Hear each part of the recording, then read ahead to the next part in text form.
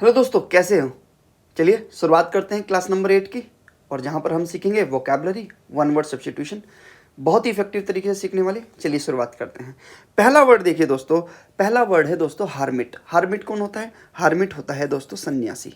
सन्यास लेके जो जंगल में चले जाते हैं ना, सबसे अलग रहते हैं, उनको क्या बोलते हैं? हम हार्मिट बोलते हैं। इंग्लिश में देखिए, a hermit is someone who live in seclusion, जो अकेले में रहे, और आइसोलेशन यानी सबसे हट के रहे, ऑफन फॉर स्पिरिचुअल और पर्सनल रीजन।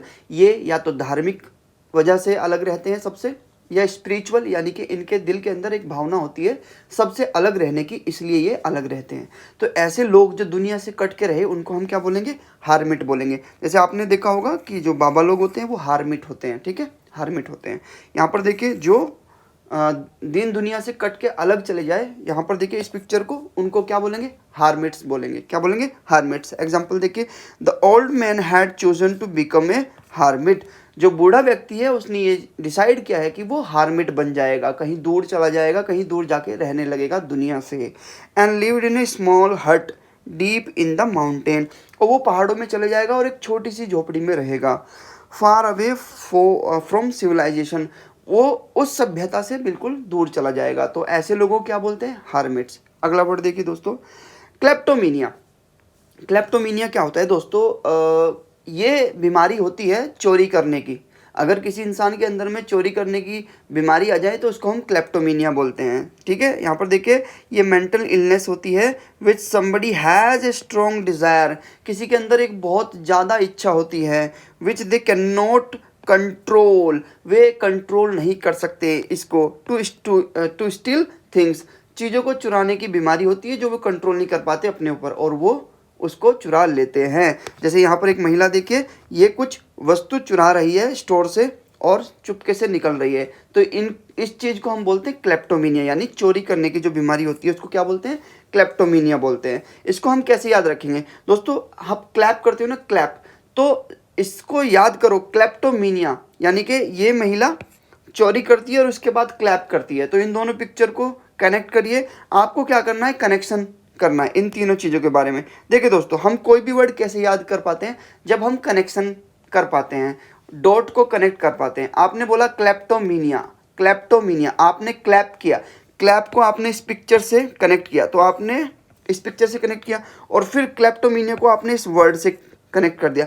तो आप चीज़ों को कनेक्ट करना सीखो। आपने बोला क्लेप्टोमीनिया यानी कि ऐसा व्यक्ति जो चोरी करने की, जिसके अंदर बीमारी हो, उसको क्लेप्टोमीनिया बोलते हैं। तो चीज़ों को कनेक्ट करना सीखो, ठीक है। यहाँ पर देखिए sentence, despite her effort to control it, वो उसको, डेस्पाइट यानी इसके, डेस्पाइट का मतलब क्या होता है? इसके बावजूद कि वो एफर्ट्स लगाती है कंट्रोल करने के लिए, किसको?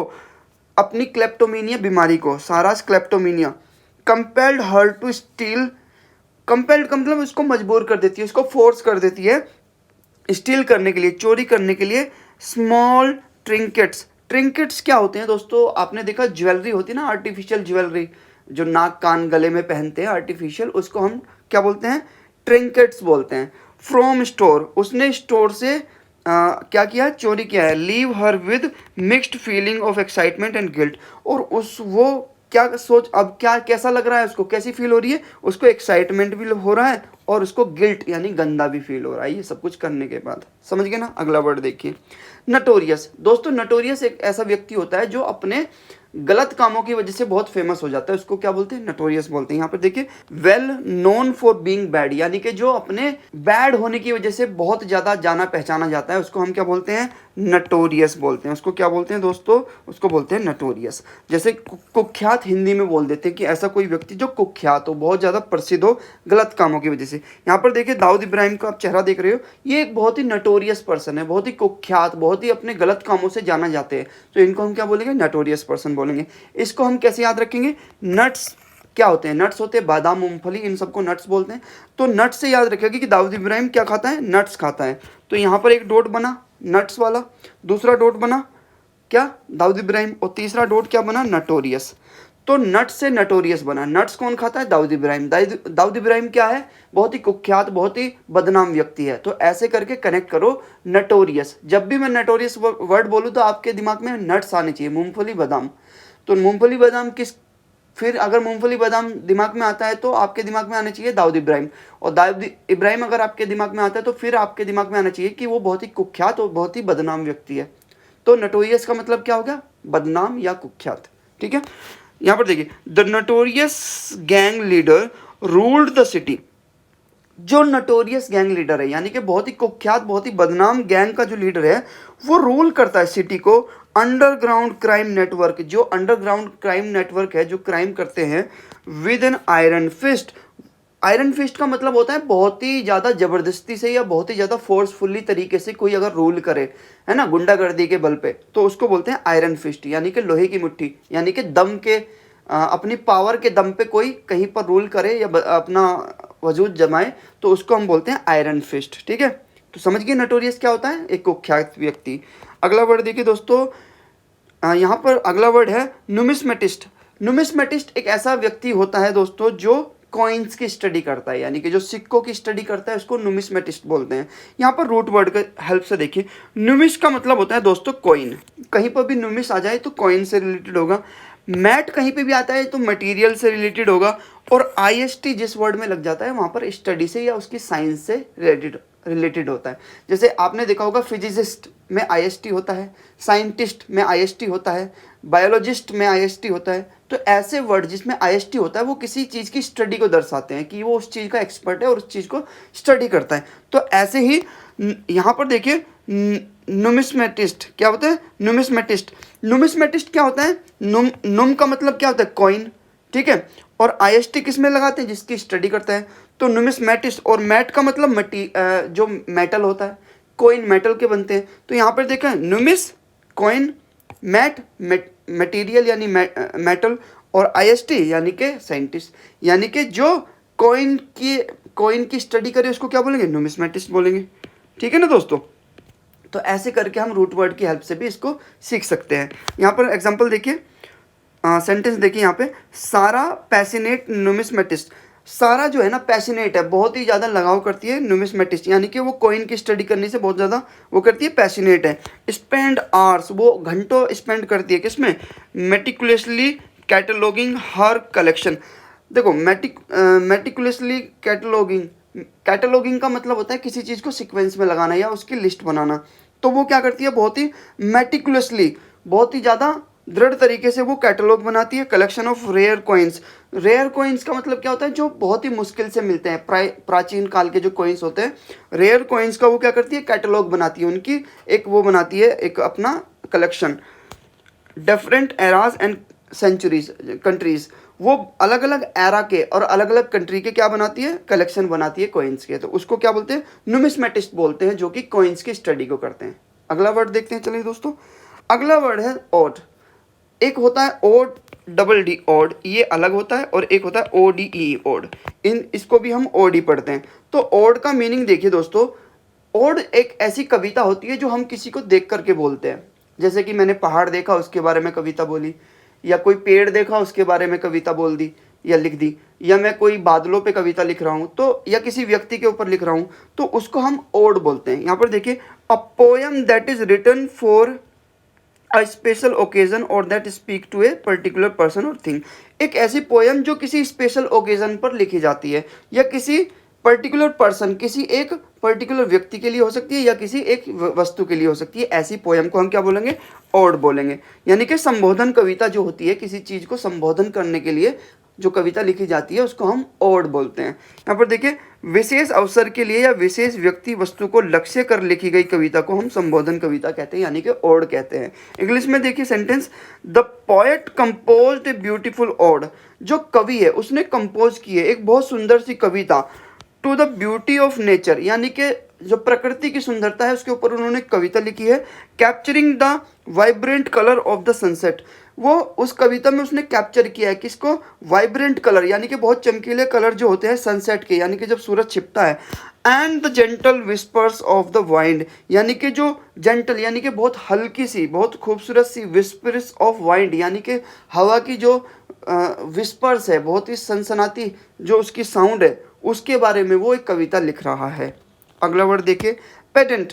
पेडेंट का मतलब कौन होता है? ऐसा व्यक्ति जो पंडिताऊ हो, यानी कि जो बहुत ही बारीकी से चीज़ों को देखे और पढ़े। इंग्लिश में देखिए, Pedants are individuals who excessively focused on minor detail, जो बहुत ही छोटी छोटी डिटेल्स पे फोकस करे, रूल्स पे फोकस करे, और टेक्निकलिटीज, जो टेक्निकलिटीज पे बहुत ज़्यादा बारीकी से फोकस करे, often to the point of being overly concerned with the precision और करेक्टनेस। प्रिसीजन का मतलब होता है बहुत बारीकी से, और करेक्टनेस पे जो ज़्यादा ध्यान दे उसको हम क्या बोलते हैं? पेडेंट बोलते हैं। पेडेंट वर्ड जो है पंडित से रिलेटेड है, तो पेडेंट और पंडित। पंडित क्या होता है? किसी चीज़ का ज्ञानी। पंडित का मतलब क्या होता है? पंडिताइन करना, किसी चीज़ पे ज्ञान दिखाना। तो पेडेंट से बना पंडित, पेडेंट पंडित, पेडेंट पंडित, ऐसे रिपीट करिए। तो पेडेंट को हमेशा याद रखना पंडिताओं से, यानी कि जो बहुत ही ज़्यादा बारीकी से किसी चीज़ को देखे या सर्च करे उसको पेडेंट बोलते हैं। यहाँ पर देखिए एक व्यक्ति बहुत बारीकी से कुछ चीज़ पढ़ रहा है, तो ये पेडेंट पर्सन है। आगे देखिए, they have a tendency to correct other language. उनके अंदर ये एक टेंडेंसी होती है। टेंडेंसी का मतलब एक आदत होती है कि वे दूसरों को क्या करते हैं? करेक्ट करते हैं। अगर कोई दूसरा भाषा गलत बोले तो वो उसको करेक्ट करते हैं। और behave based on strict adherence to the formal rules और इस्टेब्लिश कन्वेंशन। जो उनका जो एक तरीका होता है ना, वो बहुत ही स्ट्रिक्ट होता है। एडहेरेंस यानी कि बहुत ही ज़्यादा सख्त होते हैं वो, किसको? फॉर्मल रूल्स को, यानी कि वे रूल्स को फॉलो करते हैं, फॉर्मल रूल्स को, और इस्टेब्लिश करते हैं कन्वेंशंस, यानी कि वे उसी तरीके से करना चाहते हैं जिससे बेटर रिजल्ट्स आ सके। देखिए आगे देखिए, the पेडेंट couldn't help but interrupt the conversation to accept everyone's pronunciation of a particular word। मतलब इसका समझ लिए यही है कि वो अपने आप को रोक नहीं सकते इंटरप्ट करने से कन्वर्सेशन में, वे दूसरे को करेक्ट जरूर करेंगे हमेशा। तो ऐसे व्यक्ति को हम क्या बोलेंगे? पेडेंट कहेंगे। अगला वर्ड देखिए दोस्तों, फिलोलॉजी। फिलोलॉजी क्या होती है? भाषा शास्त्र होता है, यानी कि भाषा को पढ़ना, उसको समझना, उसके साइंस को समझना को ही हम फिलोलॉजी बोलते हैं। जैसे कि मैंने आपको बताया था कि किसी वर्ड में भी फिल आ जाए तो वो लव से रिलेटेड होता है, और अगर लॉजी आ जाए तो वो स्टडी से रिलेटेड आता है। यानी कि ऐसा व्यक्ति जो पढ़ाई लिखाई से बहुत ज़्यादा लव करता हो उसको क्या बोलेंगे? फिलोलॉजी। यानी कि एक ऐसा शास्त्र जिसमें लिटरेचर के बारे में पढ़ा जाए या बुक्स के बारे में पढ़ा जाए, इसको फिलोलॉजी बोलते हैं। यहाँ पर देखिए, philology is the study of language. ये भाषा को पढ़ने की एक स्टडी है। फिलोलॉजी के अंदर फिलोलॉजी एक सब्जेक्ट है जिसके अंदर भाषा को पढ़ा जाता है इन हिस्टोरिकल एंड टेक्सचुअल कंटेक्स्ट। यानी कि ये या तो ऐतिहासिक कॉन्टेक्स्ट से पढ़े जाएंगे या कॉन्टेक्चुअल कंटेक्स्ट जो होते हैं उससे पढ़े जाएंगे। It involves analysing the structure, development and evolution of language. ये किस चीज़ को इन्वॉल्व करता है? कि लैंग्वेज का जो स्ट्रक्चर है उसको देखेगा, उसका डेवलपमेंट कैसे हुआ लैंग्वेज का उस पर फोकस करेगा, एंड इवोल्यूशन कि वो कैसे इवोल्व हुआ, कैसे बढ़ा हुआ आगे, तो उस पर फोकस करता है। तो ऐसी स्टडी को हम क्या बोलते हैं? फिलोलॉजी। यानी कि शास्त्रों का अध्ययन करने को ही फिलोलॉजी बोलते हैं, या भाषा का अध्ययन करने को ही फिलोलॉजी बोलते हैं। सेंटेंस देखिए, the philologist dedicated years to deciphering ancient manuscript. जो फिलोलॉजिस्ट है यानी कि जो भाषा शास्त्र को पढ़ने वाला जो व्यक्ति है, वो क्या कर रहा है? डेडिकेटेड, अपने उसने साल लगाए हैं बहुत सारे, किस में? Deciphering ancient manuscript. यानी कि डिसाइफरिंग का मतलब होता है डिकोड करना, किसी चीज़ को समझाना, डिसाइफरिंग करना। एंशियंट मैन्यूस्क्रिप्ट यानी कि जो प्राचीन मैन्यूस्क्रिप्ट का मतलब क्या होते हैं? जो प्राचीन ग्रंथ है उनको उसने डिकोड करने में सालों लगाए हैं। Meticulously studying the language. Meticulously का मतलब क्या है? बहुत ही नाप तोल के उसको, बहुत ही मतलब स्टैटिकल वे में, यानी कि बहुत ही ज़्यादा बारीकी से उसने क्या किया है? स्टडी की है लैंग्वेज की। And context to unveil the mysterious content within. यानी कि उसने उसके कॉन्टेक्स्ट को, उसके संदर्भ को क्या किया है? अनरिवल किया है, यानी कि उसने उसको खोला है। The mystery content with in. Mystery का मतलब राज, जो उन ग्रंथों के अंदर जो राज है उसको उसने क्या किया है? अनरिवील किया है, ठीक है, खोला है।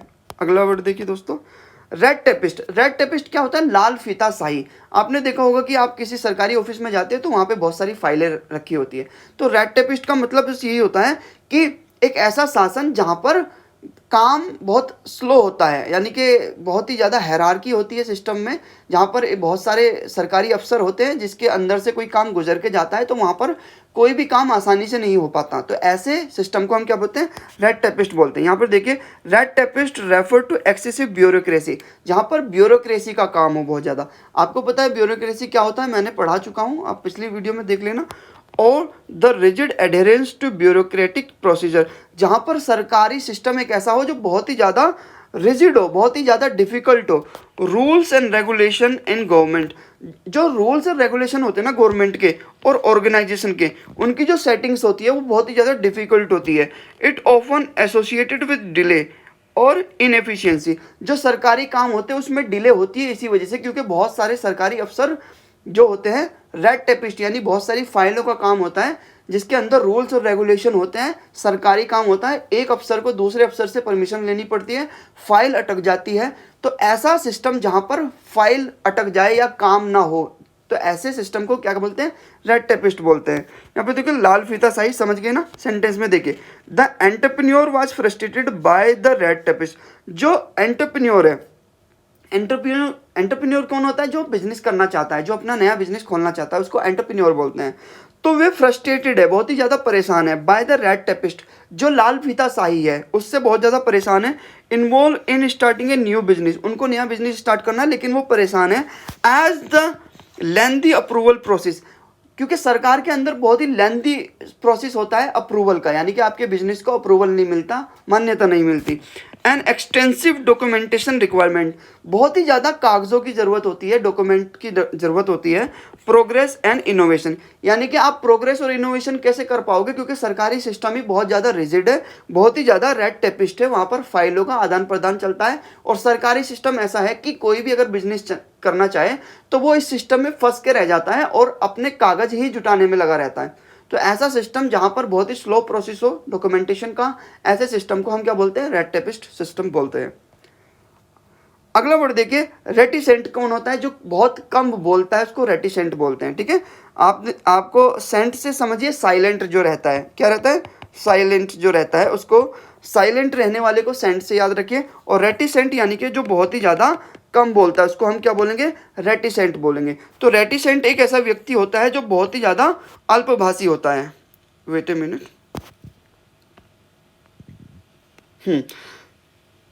तो कौन होता है रेटिसेंट, जो बहुत ही ज़्यादा अल्पभाषी होता है उसको हम रेटिसेंट बोलते हैं। Who is inclined to be reserved, जो रिजर्व्ड रहता हो, जो बहुत ही ज़्यादा कम बोलता हो, यानी कि बहुत ही कम खुलता हो, रिजर्व रहता है यानी अपने आप में समेटे रखता हो अपने आप को। इंट्रोवर्टेड, इंट्रोवर्टेड का मतलब होता है जो अपने आप में ही रहता है, ज़्यादा खुलता नहीं, ज़्यादा बोलता नहीं, उसको इंट्रोवर्ट बोलते हैं। इंट्रो का मतलब इन, यानी अंदर ही रहे अपने, बाहर ना निकले, इंट्रोवर्ट। और हेजिटेंट इन स्पीकिंग, जो हेजिटेट हो बोलने में, यानी कि हक, यानी कि झिझके, बोलने में झिझके। और रिवीलिंग देयर थॉट्स, वो अपने विचार दूसरों के सामने रिवील नहीं करता। फीलिंग और ओपिनियन, ना अपने भाव, अपने भावनाओं को दूसरों के सामने व्यक्त करता, ना ही ओपिनियंस को व्यक्त करता। तो ऐसे व्यक्ति को हम क्या बोलेंगे, रेटिसेंट बोलेंगे। ये व्यक्ति देखिए रेटिसेंट है और ये बोलना नहीं चाहता। यहाँ पर देखिए sentence, despite being highly knowledgeable professor was reticent in class discussion, often preferring to listen rather than actively participate or share their own insight। जो प्रोफेसर है ना वो बहुत ही ज़्यादा एक्नॉलेज्ड है, उसके बावजूद भी वो क्या है, रेटिसेंट है, अल्पभाषी, यानी कि प्रोफेसर ज़्यादा बोलता नहीं है और वो अपने जो थॉट्स है, अपने जो विचार है वो क्लास में ज़्यादा रिप्रेजेंट नहीं करता, बस सुनना पसंद करता है। तो इसका मतलब ये है रेटिसेंट का। ठीक है, अगला वर्ड देखिए दोस्तों, अगला वर्ड है सैक्रिलीज। सैक्रिलीज का मतलब होता है किसी पवित्र स्थान या वस्तु का अपमान करना, उसको सैक्रिलीज बोलते हैं।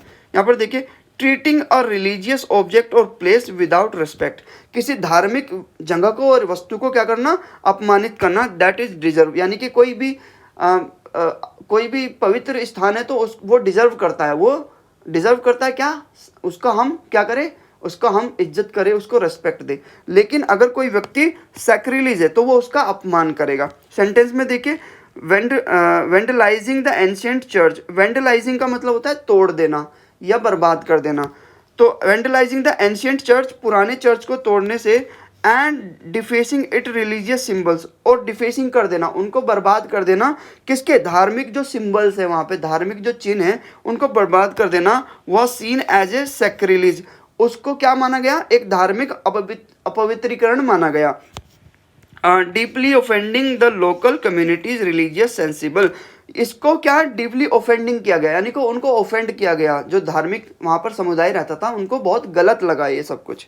ठीक है, यहाँ पर देखिए एक गुरुद्वारा के अंदर में एक व्यक्ति जो है जिस जगह पर पवित्र जगह है उसमें पैर रख देता है, तो ऐसे एक्ट को हम क्या बोलते हैं, सैक्रिलीज एक्ट बोलते हैं। ठीक है, चलिए दोस्तों आज की वीडियो को यहीं पे ख़त्म करते हैं। अगर आपको मेरी वीडियो पसंद आती है तो चैनल को सब्सक्राइब जरूर करिएगा दोस्तों, वीडियो को लाइक करना मत भूलिएगा, क्योंकि यूट्यूब का एल्गोरिदम कुछ ऐसा है कि अगर आप लाइक करते हो तो मेरी वीडियो और भी ज़्यादा लोगों के पास जाएगी। तो दोस्तों लाइक करना मत भूलिएगा, कमेंट करो कि आपके क्या सजेशन है, आप क्या चाहते हो, और आपको मेरी वीडियो कैसी लग रही है ये भी कमेंट करके बताएं।